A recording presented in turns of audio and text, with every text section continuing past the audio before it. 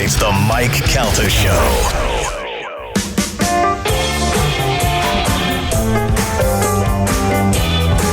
It is 9:01 on the Mike Calta Show. It's 102.5 The Bone. Bop, bop, bop, bop. I sat here for 15 minutes and didn't pee, and now I have to pee so bad. You know what's so funny is Carmen just I go, we're back in 1 minute. She goes, I'm so fast. She got back with like 15 seconds left. Ooh, pee in the drinking fountain? She was taking a Duke. Oh. Fast runner. Can I tell you something that I did that's kind of gross? Please. Okay. We went on a road trip, and we had to just stop at a disgusting gas station that smelled like fried food and all that when you walk in. It wasn't like a racetrack or a Wawa or something. It was just some mom and pop disgusting place where they get mad at you when you walk in. You're like, how you doing? They're like, Oh. They're about to close. Yeah. My daughter was younger, and she had to pee really bad, and I don't ever let her go into a bathroom by herself. So I took her in the men's room, which is it was just a one toilet room. But I took her in the men's room with me, and then she's like, I gotta go. I'm like, I gotta go. And she's like, I really have to go. And I go, Daddy really has to go. And then I'm like, well, Daddy can kind of hold it. I don't want her to pee her pants. So she went. And then while she was going, I could not wait anymore. So I utilized the sink. Oh, that's and gross. my daughter thought that was the funniest thing she ever. Carmen, can I just tell you something? It is gross. And I wouldn't do that like in a Chili's or something like that. But this was the most disgusting sink I ever had. And you know my rule. I only wash my hands when I leave the bathroom for number one, if the bathroom is cleaner than my pee-pee. If it's not cleaner than my pee-pee, dirtier then I don't. Yeah. No. What I'm saying is, like, I won't go to a sink and touch that sink. Because you want to get out of I'd there. rather have my pee-pee on my hand than the dirty sink on my hand. Right. You know what I'm saying? Yeah, but you said you only wash your hands if the bathroom is cleaner than your pee-pee. Got it backwards. No, he's right. Because if I'm you right. go into a dirty truck stop, you don't want to touch I'm not touching their sink. Oh, you don't want to wash your hands? Okay, I'd rather have the remnants of my pee-pee on me than the remnants of that gas station. So you're just dirty either way. Right. So this thing had the sink was cracked. It was broken. It had no soap and no towels in there. And I was like, I'm just using it. And I did. Now, every time I take my daughter to the bathroom, now she's 9, she goes, you're going to go in the sink? I go, no, I'm not going to go in the sink. It's not happening now. Well, I'm sorry. I'm talking about this in front of a guest. We have a guest in the studio named Andy Signore. Andy, have you peed in the sink? He can. Oh, you know what? I don't think you're thinking. Say hi, Andy. Hello. Welcome. Hey, much better. Thanks for having me. Andy has a website called Popcorn Planet, which you can check out on YouTube and everywhere else. And Andy is a pop culture guy, and most recently has been following and commenting and updating on the Johnny Depp Amber Heard trial. Now, do you decide? Well, we'll get to why you have a little bit of a vested interest in this story, but do you look at like what's next on your thing that you would cover? Like now, like what are you looking at for the future? Well, I mean, the Johnny Depp one was one we covered through the UK trial, so that was one we knew was Okay, so coming. you were prepared for that, and that's yeah. why I think it did well, is because I knew a lot of the evidence coming in. I knew a lot of the experts. Now, let me interrupt you for a second. Yeah. I will tell you. So, I watched some of it in the studio after the show because it was on every day. Yeah. And we loved it. It was fun. But I'm not sitting around in my living room and watch it. So I did, later on in the day, go to YouTube and would just watch highlights on YouTube of the good stuff. So you guys took that and really capitalized on that. Yeah, I mean, there were a lot of channels that just watched the trial and commented, and they did great, and no disrespect. I knew there were going to be so much of that I thought, how can I make something more, just better and make a better show? And so we decided to do a recap. And so at the end of every trial day, we would go live, and I had a team of volunteers and people who were stepped up because of the cause, and we would just edit the best of each witness, and then we'd put on an hour-long show after each trial day. So you would actually play the highlights and then talk about them? I was editing them literally while like a court TV kind of thing. It was hell, Mike. All through that trial, not only watching it, but the note taking and getting everybody and then editing it. So I really wanted to try and do like a broadcast thing after each trial day to give, because I knew everyone could, like you couldn't sit there and watch 8 hours. But I do want to know, and I do want to know all the funny parts. I want to know all the good I would stuff. do standalone videos of like the big moments, and then at the end, I started letting people know, like, join us after every trial day to get your recaps, and it started blowing up. What was the biggest thing of interest in there? Because there were a lot of moments. There were moments where They made, that one guy from TMZ made their lawyer look stupid. Oh, there was God. time where Johnny was laughing. There was that weird guy that kept doing the mouth thing on there. Dr. Spiegel, yes. Yeah, like what was the thing that people flipped for the most? I mean, there's so many. The poop on the Yeah. bed is Oh, the clearly poop what on the bed, everybody yeah. is talking about. That was the moment. I mean, there were so many throughout. I mean, I think. Did she poop on the bed, you think? I think a lot of theories. I think the one I agree the most to is someone pooped in the toilet and then they took it out of the toilet and That's placed even it on the worse. bed. That's even out. crazier. Yeah. Because I just can't. As much as I do think she's a psychopath, I'll say it. I don't think she would have squatted on the bed and done it in front of everybody else. And if she did, I would watch that. I'm not gonna lie. I mean, I'm not into. I'm emailing you a website right now, Mike. No. I'm not into that. I'm just saying if I would when I just pictured Amber Heard squatting on a bed and I was like, oh, that sounds so bad. All right. So anyway, I used to be there until I really learned about her. And then don't you agree? Like people can become ugly on the inside. Oh, yeah. And then Sure. suddenly you're like, wow, that was a really pretty person, and she's no longer pretty. these guys will tell you there was a local girl that I was obsessing over. I thought was so hot and so pretty. And then we met her, and Carmen. All right, Carmen. I never went back again. I never mentioned her again. Just totally turned me off with that personality and all that. So that definitely happens, people. But with her though, in my mind, I only saw her sitting there looking silent and dumb, which is kind of like how I like my ladies. So I didn't mind her so much. She still just sat there and looked pretty. That lawyer though was just horrendous. Like, what do you think the thought process Elaine. was there? You're talking about Elaine, her lawyer. Yes, her lawyer. Like, yeah, because Johnny's lawyer was pretty hot. Yeah. But no, but like, okay, so I've been in the court before, and when you hire a lawyer, of course, I have Dominic Ferriello, the great Astrodom, as my immediate lawyer for things that are. But when it takes something else or that's not in his area of expertise, I go to Dom and I go to other people I trust him, and then I say, who's the guy I hire? What did she do? Did she go to Craigslist? Did she go? That's what everybody's saying. Like, she just got the. I mean, I've seen my lawyers be better lawyers than that. My stepmother is a lawyer. I've seen her be brilliant compared to what this woman was doing. I could imagine my stepmother stepping in at the last minute and doing a better job than this woman did. Well, I think it's telling of like that. Look who the client was, right? Because they had to defend her, and the reality with Amber was like she was a very difficult client. Yeah. And so it's like, I'm mad at Elaine now. I wasn't mad at Elaine or Rottenborn, her lawyers, during, because they're doing their job. Amber was giving them Post-it notes through the whole. We got videos of it. And I'm sure they were the dumbest Post-it notes. Like, he's lying. Like, Yeah, but how is that helpful when you're a lawyer? You know? Listen, though, when you go to court like that and you're there, your lawyer tells you. Like, I remember I went one time. They gave me a pad and a paper, and they say anything they're saying that's a lie or contradicting, write it down and tell us. So they do ask for that. Although God knows what she was writing on there. I'd love to see that. We did a video where we noticed she was ghostwriting. She literally really? didn't put the pen to Yeah. paper. Yeah. So we caught her like not writing anything. That's Fake funny. writing. So I think that was what people gravitated to, is just the testimony of her is really where, for me, it switched the most. I had heard the audio tapes. I imagine you had heard the audio tapes. Yes. And it was That's really where telling. she sounded like a psychopath. Yeah, and not letting him leave arguments, like really gaslighting him to a degree, and just it was crazy. Like, it just was like I felt uncomfortable. And what really I think pivoted our coverage and what I think the narrative switched was when she took the stand, and we just didn't believe her. And it wasn't about like I want to believe women, I get it, but I'll explain why I don't soon.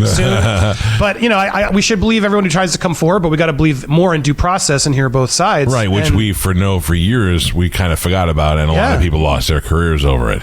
I am never. I find myself doing it more on the show, victim shaming, but I do always want to find out. But you have to dig deep. You can't just take someone on the surface, because, as you full well know, you can ruin somebody's life, and even if later on they're cleared over it, it doesn't matter. You can't go back and do it. All right, so let's start with your story. Where are you? Were you strictly online doing all your stuff there when all this stuff went down? I made a channel called Screen Junkies, which was pretty popular with 6 million. Yeah. We did a show called Honest Trailers, which people may remember. It's still on, but I created that show. A buddy of mine helped me. He's a co-creator. He helped me do it. I was really proud of that show. Huge success. We had Ryan Reynolds showing up to do the Deadpool Honest Trailer. I had the Russo brothers who did Captain America. So, and what did you guys do? It was just a parody trailer show where we would do an honest trailer, like the honest movie trailer, because marketing's never honest. Right. And so it was a format idea I had, and we sort of built it, and it took off. And then as we were building that channel, I did a show called Movie Fights, which was like, let's do like political debate, but about movies. And Yes. it became another we had Kevin Smith and Seth Rogen came on. Like, it became a very popular show. How do you? So I'm curious about this. It's hard to book guests on this show, and this show is a #1 show that reaches 3 million people a day. How do you call up and say, yeah, we do a podcast? And we had millions of views. We were in LA. They were you were in promoting their LA. movies. Okay, yeah. LA helps. I know I'm in Tampa now. No disrespect, but yeah, I mean, when you have the views and you have it's on YouTube, the studios want them on sometimes. Or it's a favor. You know, I pushed for Kevin for a long time. People kept bugging him. I'm sure your fans have done that for guests too. And then they're like, yeah, when I'm in Tampa, I come. The studios do recognize, and they did early on, that the online community was very valuable to them, and they did do a lot of stuff there, even if it was just stuff, viral videos that they made.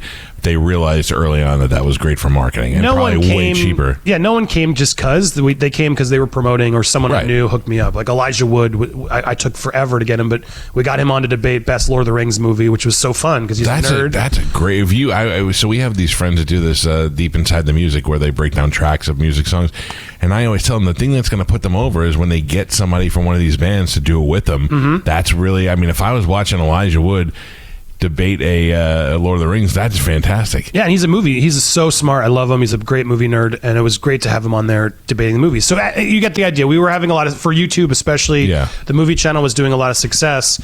And, you know, I had been starting getting offers. I don't want to name them all, but celebrities were coming after me. Like I'd become pretty successful at this company I worked for. I was an SVP there, developing other channels, and I built another channel called Almy, which is a show called Man at Arms. I'm really proud of, which is blacksmiths creating like the weapons from video games in real life. Oh wow! Which was a really popular show as well. So I had a lot of whatever. I won't bore everybody with all my resume, but I will hype myself up and say I was very good at what I did. Right. And then it was literally in October 2017. I woke up one morning and there was a tweet. It was a tweet that said, this guy tried to Ant-Man in front of me.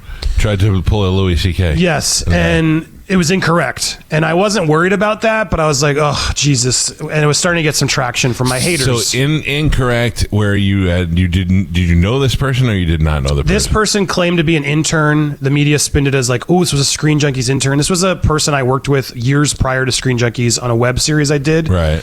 And she was my costume designer. And there was like a moment of mutual flirtation that we had. Like me and I'm going to own up what I did, but I'm in this situation. Yeah, it was a stupid. She showed me some burlesque photos. Right. Of her? I was like, yeah, of her. So, okay, right away, that's to me. Yes. So I don't know if there was nudity or there was definitely almost nudity. Okay. So, hey, Andy, let's look at these naked pictures. Yeah. And granted, now my problem is I was married. I've owned that up, and I'll own it as I tell the story. So I am married, and I am very interested in looking at naked pictures of other women, and my wife, for the most part, doesn't care about it. She finds it gross. My wife did. She cared if you just looked at pictures. Yeah, she wouldn't. She wasn't cool with. She wouldn't have been cool with the activities I was, the way I was speaking and things. Yeah, I mean, I get that, but that I think is a personal thing between you and your wife. Like, correct. No one's business. Right. Exactly. It's nobody's business. That's why. Last night, I was sitting on the couch and some girl had a thing on Snapchat. And I looked at my wife, and I showed it to her, and she goes, "Gross." And that's it. That's the extent of our. That's it. Okay, so you're flirting with this girl, the burlesque girl, who barely. This girl was nothing to me. Nothing. There was nothing there. It was someone, we had actually moved on from that weird moment and kept working. We did a show together, like a very limited YouTube show. I did nothing massively popular. Years pass. The real accuser, met her somehow. They connected stories, and this other accuser, April, came forward and then said on Twitter that I attempted to assault her on multiple occasions. Sexually assault her. Yes, and that's when it hit the fan. When there's one, there's one. When there's two, there's fire. Correct. And so, backstory: she had come to my employer and lobbed this complaint. So the head HR, legal, all of them came talk to me, and I'm like, whoa! I brought my own lawyer to be safe. This is the one that said that you assaulted her. Correct. Okay. And yes. And I was like, this is nonsense. This is not true. I brought my lawyer. My wife didn't know that I had an affair with this girl, but I didn't want it to destroy my family and everything, because even if I had to sort that out with my wife eventually, I was like, I got to pay the support. I got to support my life. And so I didn't tell my wife, but I went to the employer. I brought out the texts. I showed this woman's not being honest. So they believed me. Let me ask you this, not knowing anything.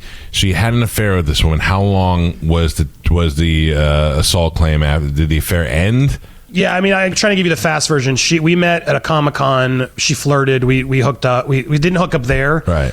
She then came out later and wanted to visit and be on the show. And I was like, all right, cool. We'll hook up. You want to hook up? And yeah, all right, come on the show, whatever. And so she was a big fan of all your work and everything. Well, the short version is I then told her, hey, go hook up with our board engineer because he was slipping in her DMs and wanted to be with her next. Right. Idiot me. Like, that's what the downfall was, because I think she didn't want to be the sloppy seconds. And then she had to lie to him that, oh, well, I wasn't with him. He forced it. Yeah. And so that's when stuff really hit the fan. But it's an important part of the story is my work knew. Yeah. My work knew. I showed them the text. They were okay. They believed me. Things changed when the day after Ashley Judge spoke about Weinstein and these women went public. Everything went out the window. It didn't matter what was true, what was real. Different world the next day. And they immediately, why didn't they do anything? They knew. Oh my God! And April spun it and knew she could spin it, like I think Amber Heard's doing. Yeah. She spun it in a way to her advantage. And she literally was like, if any woman has anything to say about Andy, come forward. We will believe you now. And people were coming forward like, I was a writer there, a freelancer, and Andy farted on me once. Like, that's literally how it started. It was wild, but I can't explain it. I was trending everywhere, and I was nobody. Like, I was somebody, and you had your niche of success and popularity. Yeah, but now to be like the trending on Twitter, and my photos there, and they pick the darkest photo, most menacing photo they can find. And this is just one girl making this claim. Now the other girl, the burlesque girl, she didn't have any merit. You didn't have a sexual, physical relationship with her. And she just claimed I was creepy. Like, there was nothing, like, if that had just come forward, we would have moved on. But she claimed that you masturbated in front of her. I wanted to. Yes. Now, how does she know you wanted to? Did she say you asked her if you could do that? Exactly. And I talk about it in my video I post. I really don't even know what she's talking about. It was just I don't know. Maybe she was uncomfortable because I was married, and then she tried to change it. I still can't figure out her motives either, but she clearly, I just think she was also unhappy in her profession, like, didn't get anywhere with it. I don't know. I don't want to shame. It is what it is. I'm frustrated with her. I'm more frustrated with the other girl who literally was like, he tried to assault me, which never happened. And I had texts that were like, come back to the room. It was pretty clearly egregious. She was happy with with what you guys were doing. So now when the world changed with the Me Too thing, we realized that a lot of these women were not being taken seriously, and there have been a lot of mistakes made in the past. So to make up for that, it seems like they just took every woman's word for it in the future, and that is where guys like you ended up getting screwed. Yeah. So when it makes its way to Twitter, how soon until your wife starts hearing about this? I don't know. I mean, I had to tell her before she woke up. It was a really, and I try not to talk about the marriage parts of it, just because I don't want to get her re-involved in the story. Look, I cheated on my wife with multiple people. I was a scumbag when I did that. I was. Well, you seem like a young guy. How old are you? Yeah, I'm not a young guy, but thank you. I'm 42. You're 42 now, but how long ago was all this stuff going down? It was 5 years ago, so I was still in my 30s. Okay, so that's a relatively young guy. And how long have you been married at that point? 16 years. You were married now? I was married for 16 years. Okay, that explains a lot, though. You got married young, and I was an idiot. You're not the hottest guy I've ever seen. So all of a sudden, all these girls, exactly, all these hot nerds are all over me, and I was been there, buddy. Yeah. I've been there. I know what you're saying. Look at this, and that's really what it was like just a stupid moment, and it's really about my family, and it should have been their business and nobody else's, and everyone jumped up, and then when this April woman came forward, it opened the floodgates. And then every girl I'd ever said, like, hey, you're pretty, or he talked to me, he complimented me once. Like, everything got blown out of proportion. I'm a predator. Right. I'm an abuser. And that's what destroyed my career at the time. Gio said you kissed him in the driveway. I tried. Yeah. I'm jealous. So now, as far as legally, was there any more investigation into whether or not you had actually assaulted her by the law at that point, or was all that stuff go away? I was never charged with anything. It was all Twitter charges, which is what's so scary about the world we live in. You could just say anything. Yeah, and so there was nothing. And so I hired a lawyer, and they knew my contract, and they knew the evidence, and we pursued it. And I won a settlement. I can't really get into the details, but I won a settlement. And Defy got shut down later at Karma. And I got to then, part of that settlement was like, I'm going to be able to release all the evidence and talk about that. Right. And so I did. It took a while. It was a really dark period. If I hadn't had my son, I really think I would have checked out. Like, everybody turned on me. Yeah. They say that, like, you'll learn who your friends are, but it's a dark lesson to learn. So we were talking about that earlier in the show. Who's going to turn on you first? Yeah, we all know it's Spanish. No way. 100%. What were you going to say? No, I was saying a lot of those people were people that you had brought into the business to begin with and helped them, build their own careers. They just totally crapped on you. I've stopped caring, Mike, and it's like there's a guy, Dan, who hates when I bring it up, but I literally, the girl he's with now tried to hook up with me and wanted him. And I connected them. Yeah. This is a guy, I've given him his girlfriend, his job, like everything, thanks to me and my backing of him and supporting of him. And I thought we were friends. And I guess because his girl feels embarrassed. So they all turned. What do you mean they turned? Like they won't be your friend anymore, or they went like with and said, him, "Hey, we saw Andy do some weird stuff." Yeah, I mean, look, it's a whole question of did I abuse my power? Like, was I using the fans should I have done that, even if I was single, right? Well, but let's rephrase that. I don't know. I don't think that if you have sex with a fan, you are using a fan. In a way, you're being used. Like, correct. They don't know you. They see you as a personality, and they want to get closer to you. And then you say, okay, well, that doesn't make you using them.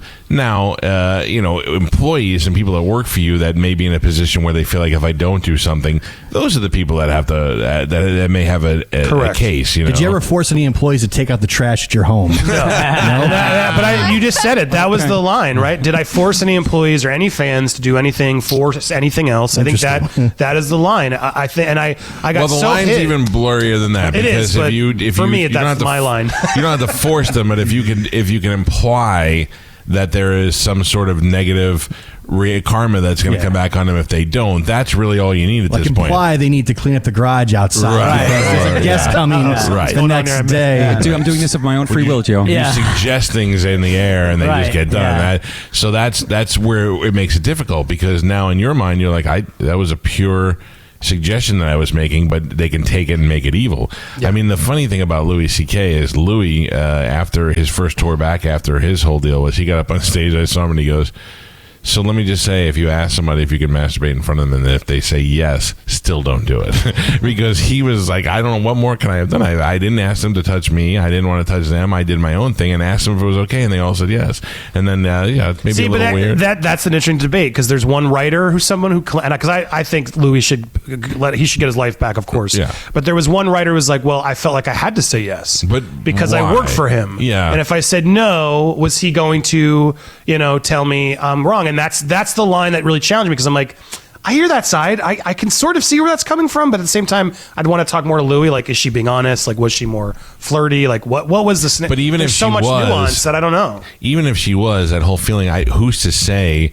There's no example to point out where you say, well, Louis liked this girl and she didn't do anything, and now he won't put her in any movies. Like, there's nobody stepping forward and saying that. There's no. Right. And I hope if Me Too proved anything, it's like, say no. Yeah. And if someone punishes you for saying no, expose them. That's really what we should be exposing. Yeah. So as a result, you pretty much you bottomed out on this, because not only did you lose your job, but I moved to Tampa. You moved to Tampa. You came here where all rejected men. Hollywood to Tampa, baby. I gotta say, I've grown to love Tampa. I really didn't think I would like Tampa. What did you bring you here into this area? My ex had a family here, and I was like, you get to pick. I've destroyed everything. I'm not going to fight you on this one. And it was cheap. It was cheap then. My God. Yeah. God, I wish I bought a house then. I know you don't want to talk too much out of respect for your ex-wife and your kid, but I just want to know, was she devastated, or was she like, okay, did she feel that your marriage was not that good anymore? Like, was it hard to be? I gave her plenty of reasons to be devastated. Okay. Did you come clean about everything when you told her? I felt like I had. You didn't go with it was just one time. I did, and then I didn't, and then I had to, because I was like, I wanted to try and fix, or at least give her that, and I didn't want something else to come out. You know what I mean? At that point, I was extremely honest, but who's going to believe me when you just learned for 16 years you've been a cheater. Yeah. All right. So I can understand where she would be coming from on that. Yeah. So how do you No, start? no disrespect at all. No, she's got it. Look, we're telling one side of the I'm story. a scumbag, here. and I will always be a scumbag to her, and I understand that, and I will accept that. But at the same time, I've learned I have to move on and forgive myself as well. Yeah, and look, I guess you could have gone about it. You could have ended the marriage, but clearly, if you were doing this multiple times outside of it, doesn't necessarily make you. I don't think a scumbag. It makes you have to say, I'm not as happy in this marriage as I thought I was. Yeah, I mean, I think it makes me weak and selfish. That may be true. That may be true. Weak is something we all suffer from because we're penises. Human. Yeah. Women, I don't know. They're pretty solid. Oh, no, that's not true. I knew a couple of weak whores. Yeah, that's true. My bad. I forgot about that. All right. So how do you begin to rebuild after this? Yeah, I mean, it was tough. It was brutal. I met an amazing woman here, started a new family here, and so that helped. I've met some really wonderful, supportive friends here when I moved to Tampa. People who believed are like, let's. Hey, it jumped right back into another relationship? Yeah. Jesus Christ. Yeah. No, it's all. I'm happy I did it, and I have an amazing. We have a 3-year-old. It's such a joy I did not expect to happen, but I've learned that's really something I wanted, and I'm happy with. I love my family, and that's the thing. You're probably in a better place because of what you've been through, and it probably helps you to be a better husband now. Yeah, I mean, it just also makes me don't want to screw it up again. Yeah. Do it right this time, and I think it helps me grounded. I'm also I work a lot, and so that's also she's okay with that, and we're a good team in that regard. And I mean, that was part of the rebuilding. As the hardest thing, I just posted a video about it where I shared a moment that I never thought I was going to share, which was me debating when I go back online. Because I knew as soon as I go back online and face this annoying social media mob, they're going to rip me apart. And it's like, do I want to put myself through it? I'd sort of just think like, well, I guess I'm never making content again, which is I'm really good at. I'm never going to be online again, I guess, whatever. And maybe I'm going to be happier being off Twitter. And actually I was, but there was a point where I'm like, this is what I know how to do. This is how I know how to support my family. And so I chose to go back online and post my settlement, post my video. And it took the Johnny Depp trial to finally get redemption back. Let people know that now you have somebody that's way more famous. You have somebody who is, listen, it's funny because we talked about Kathy Griffin off the air calling Johnny Depp a booze bag. Ugh. Johnny Depp is a booze bag. Yeah. And he does drugs, admittedly, and does all this stuff. He's a partier. Let's not shame that. Yes. Well, but exactly. It's a lot of alcoholics. He's living a life a lot of us really are jealous of. I know a few booze bags. Yeah, Don't shame the booze bags. So to see this play out live and say, well, man, Johnny Depp seems like a good guy, but he's a booze bag, so maybe he did have moments where he was nuts and he hurt this woman and blah, blah, blah. And then there's very few people that walked away from that trial and went, yeah, Johnny Depp's a bad person. We all went, Johnny Depp got screwed on that. His reputation, he lost millions of dollars because of a psychotic woman who most likely made up lies about him.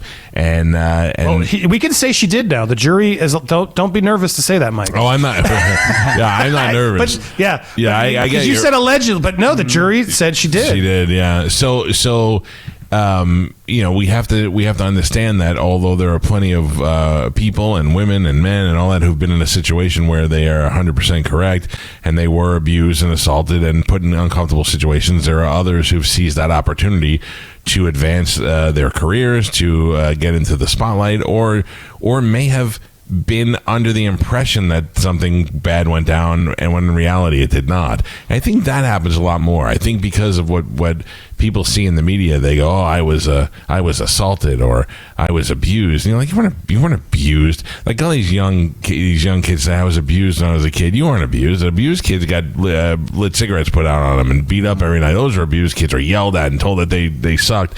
Those are abused kids, not a father who punished you one time. That's not being abused. So this trial shows that guys like you out there fell into the trap and were thankfully you were vindicated. Yeah, I mean, we can't believe all women. We have to believe everybody is really what the reality is. And we should believe women, but we should also believe men, and we should believe due process. Yeah, that's what this country is based on. The opportunity where if you are accused of something, to go through a trial and give yourself the opportunity to prove your innocence. However, we all also don't have Johnny Depp's bankroll. Yeah. So it makes it impossible sometimes for us to do that because Andy doesn't have, at least I don't know, $10 million in the bank he could waste on although Johnny had to sell his island, so he started. Poor Johnny. But I was going to say, you're so spot on. But I wasn't trying to call you out, but I want to make a point of like the media right now is trying to make it seem like he allegedly won, and I think it's so scary the state of the culture war that's brewing, where it's like a jury of 7 heard the evidence, they did not believe her, they said she defamed him. Right. That is now what it is. Yeah. So the jury who sat there and listened to every ounce of testimony. And if you listen to the media right now, they are not accepting it. And like, well, he won he lost the UK trial, which was a farce. Yeah. We have to be careful out there. It's really, and I see I'm being called a misogynist, and I had a lot of. The one thing I wanted to say, I'm sorry to hide it, but there was a moment where when she went on the stand, Amber Heard, I was really bothered, and one of our community people on Telegram and our Popcorn Planet community was like really sad, and she's like, as a victim, like I'm really upset. And I was like, you know what? I'd love for you to call in if you're brave enough to share that story. And she did. And then I had dozens of women call in, and it brought me to tears listening to these women share their stories of abuse and actual victims. And at no point did not believe them. Right. And then we had just watched Amber like share this story, which we all should have been like at home going like, oh my God, like I'm so with you, girl. Like what a monster. And instead we're all like, what is this performance? Like the inconsistencies and the denials and the things you're making up. It hurts the real victims. Exactly. Because that's what this is about. Yeah, they become that's where the anger should be. What's that? The anger should be towards that it's hurting actual victims who've gone through that stuff. Sure. Yeah, that's what I wanted to get. Exactly. And it's like, and it's like, it's turning political, or like, you're all Trump loving conservatives supporting Johnny. Dude, I had like diverse liberal women calling in every day supporting this guy, not because they're stands, because they're victims. Yeah. And they saw Amber as their abuser. And if you've been through something and you see somebody on TV that's lying, you go, I've been through this. That person has not done this. I can tell by the way she's saying it that she doesn't believe it, or she doesn't. Yeah. We've learned that Amber Heard is a bad actress also. We learned that. Can't cry. Did you see that clip? They literally, as she couldn't cry, her acting coach came on and said, yeah, she does ironically have trouble crying. It was like all of it just kept hitting her. I know she's been edited out of Aquaman totally now. Yeah. Completely. Yeah, I probably not confirmed, but I hope it's true. I hope they also were like, how can we get her out of this movie? She stinks. And then that rolled in. Oh, damn it, I just lost my train of thought. So I love that the other lawyer's name was it Rottenbottom? Rottenborn, yeah. Rottenborn. And how Johnny kept using that when he thought Rottenborn. Mr. Rottenborn. That I thought was funny. They had a good toe-to-toe. There was some fun moments. I don't think Rottenborn I just think he didn't want to be there, but he knew he had a job to do. Yeah. And I don't see him doing a publicity tour like Elaine's doing right now, trying to justify it. So I don't got a beef with him. I think you could just see on his face like, Johnny go against this America's favorite pirate. Johnny's attorney Camille. Now everybody's trying to discredit her by saying, well, obviously she must have slept with Johnny, and that's why they've got like a romantic relationship. In the meantime, she totally owned these other attorneys the entire time. Yeah, where does that come from? That everybody's assuming because she's pretty that they were having a relationship. Like, is there any other evidence to assume that? They were sharing candy. Yeah, they're Carmen. Sorry. Yeah. What were they doing? They were like sharing candy, and they held hands. Like, were they both licking a candy cane, or was it here? You want a Starburst? I'll have a Starburst. Basically that. Yeah. They were very touchy as well. Yeah. All right, I have a question. What about the cocaine? Yeah, I mean, did she do the cocaine or not? There was a moment through the stand where she sniffed her. Yeah. I didn't think that. I think what she was trying. Someone told me, a makeup person. I think she snorted something to make her cry, and it didn't work. For real? Because she's dead inside. That was the quote, and I was like, I believe that because I think that was more likely. So you know what it's like to be dead inside. Yes, I do. That's so risky though, knowing you're on TV and everybody's watching you. If it's on the fingertips and you go like this, I guess. What was it, methane or something that the makeup said there is something she could have snorted to attempt to try to tear it up, force it out. I'm going to tell you right now, I watched it a bunch of times, and I'm a person that gets a runny nose in one nostril for some reason. And when I do that, I have to hold the one nostril and snort in the other one to try and get it to back up.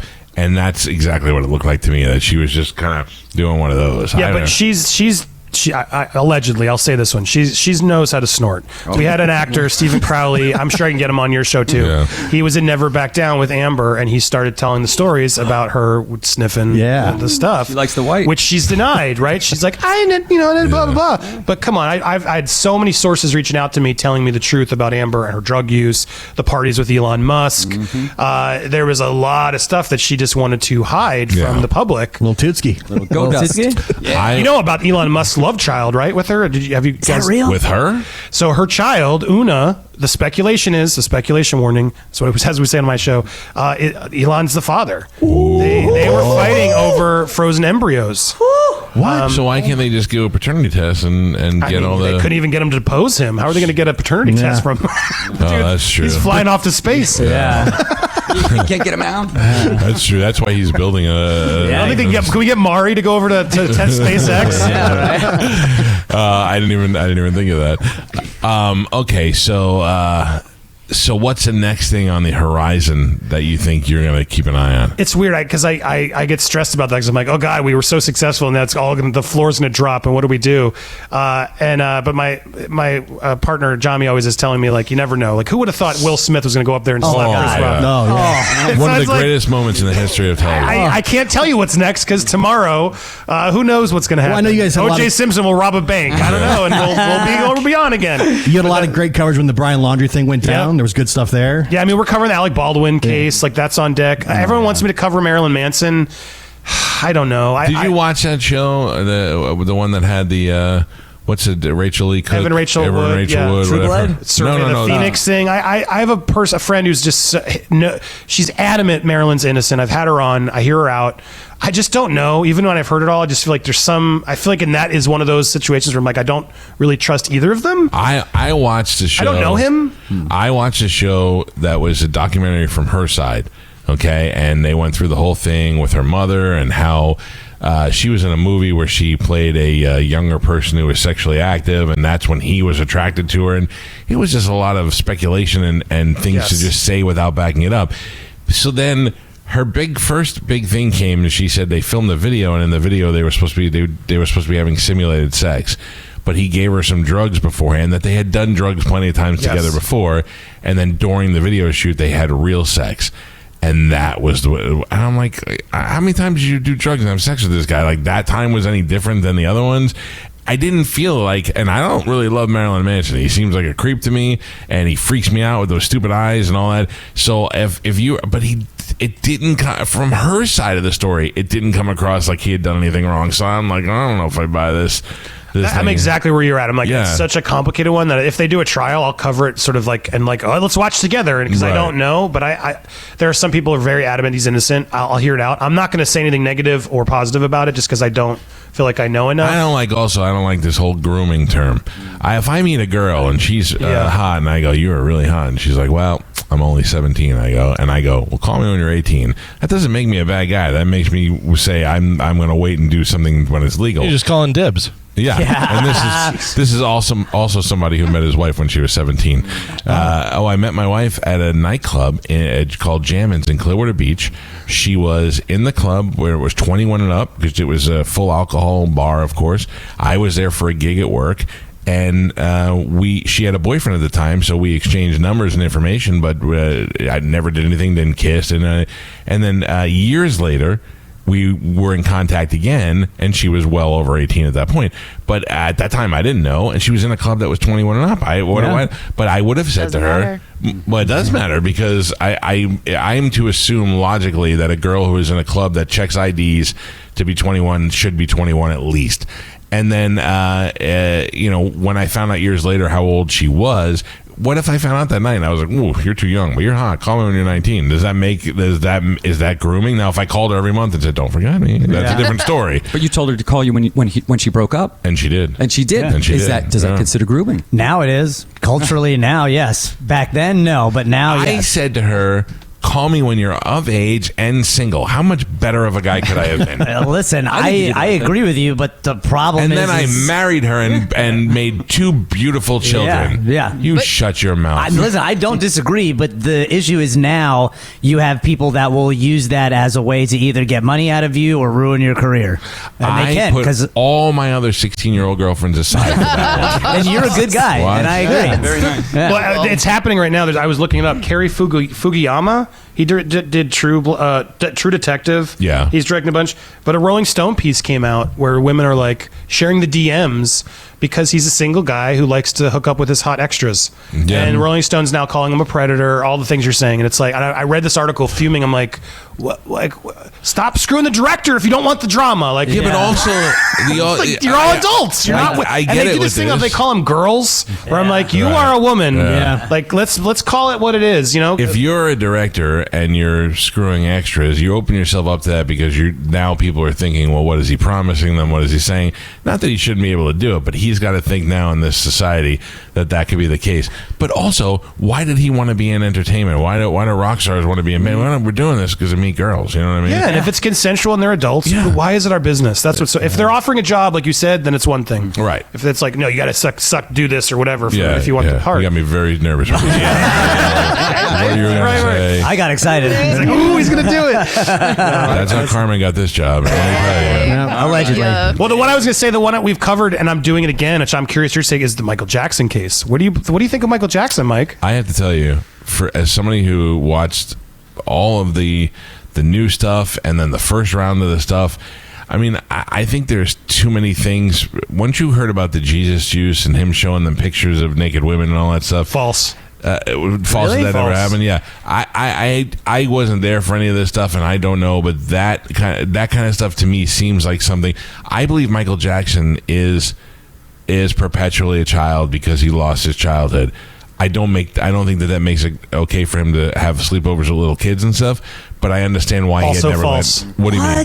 I'm Gio. I'm going to connect you with Taj Jackson, his nephew, and I'm going to give you a couple documentaries. They're short. By the way, I don't trust a Jackson to give me information about why Michael Jackson. I didn't either. It's going to blow your mind. Tell me a little why. Why It's gonna blow your do mind. you not have sleepovers? If you watch the doc, and our viewers watch the video Square One on YouTube, it completely changed. I was like, whoa. The first person who came forward was the father, who was a scumbag. Yes. It was very You're clear. talking about the first Jordan round, Chandler, right? Yeah, his yeah. father.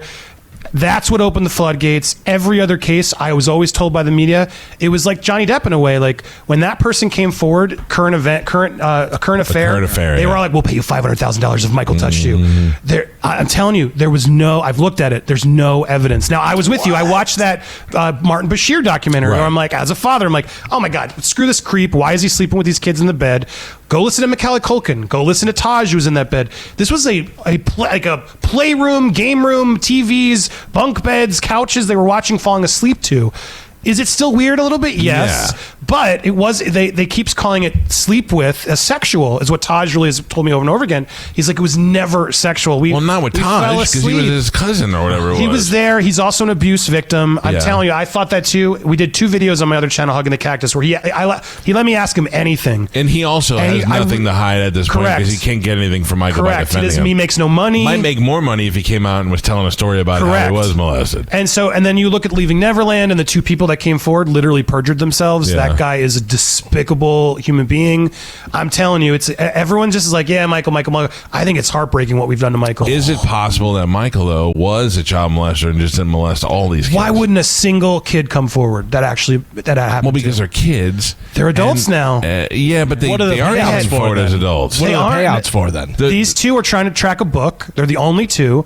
They tried to get the first kid to come out. He won't because he does. I don't believe he believes it happened. But in this society, if you're going to come out, you might as well make some money off it. So Correct. these kids writing And a they- book doesn't make them bad to write the book if they're going to tell this side of the story. but they came out when he's dead, and he can't sue him for that's true, defamation. yeah. And what's so crazy is that guy Wayne, or sorry, I'm forgetting his name. I wasn't prepared. No, that's all right. But he was trying to do the Cirque du Soleil Vegas show. He wanted to go to the funeral. He wanted to do all this stuff. He didn't get the gig. When he didn't get the gig, That's and when he the Jackson became estate mad. was not paying him.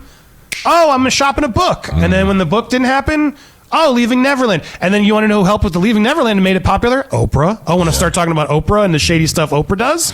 Oprah was there was like, to the kids, the Jackson kids, we love you. I want to be your first interview. Michael was the best. He's so innocent. That woman is a snake. And she was out there using Michael's after his death. I'm telling you. Michael Jackson Part 2 when you bring me back. I'm going to get into it. This is Andy Signore. Find his website, Popcorn's Planet. You can Google it and all this stuff will come right up. Pleasure to have you on. Good Pleasure to meet be you. here. Thanks for having me. I do like to talk about these things, so we definitely would like to have you back on the show. Anytime, my man. We got to wrap it up, as you can see. We've talked once again for too long. Tomorrow is Thursday. Anything I need to know about tomorrow besides the Open Letter Rewind Spanish? No, sir. And then Friday, obviously, is Mike Cannon. Friday, Mike Cannon will be in the studio with us, hanging out. Tomorrow we'll have more tickets and stuff to give away for you for Motley Crue. Find us at Instagram at the Mike Calta Show. And I don't know. That's it, I think. I wasn't prepared to end the show right now. You feel it's anticlimactic? Well, there's just so few of them left. Yeah. Seems like there's Keep more going. left. Yeah. Plus, I have things I want to talk. I can talk to them off the air, Carmen. You're good. I don't want to impede that. Wait a minute. Okay. Damn it. We'll see you guys tomorrow, Andy. Thank you. Have a great day. Goodbye.